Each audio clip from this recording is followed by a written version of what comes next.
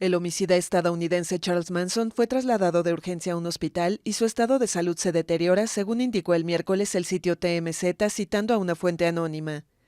Según esa fuente, el asesino de 83 años fue internado en Bakersfield, California, hace 3 días y ha sido sometido a una serie de tratamientos. El psicópata había sido hospitalizado en enero para ser operado por lesiones intestinales y una hemorragia interna, pero se le consideró demasiado débil para ello y fue reenviado a prisión. Manson, uno de los criminales más célebres de Estados Unidos, está en prisión desde hace más de 40 años.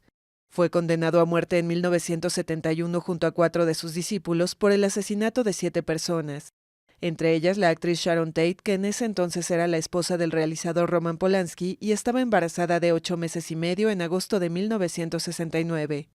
Sus condenas fueron posteriormente conmutadas a cadena perpetua.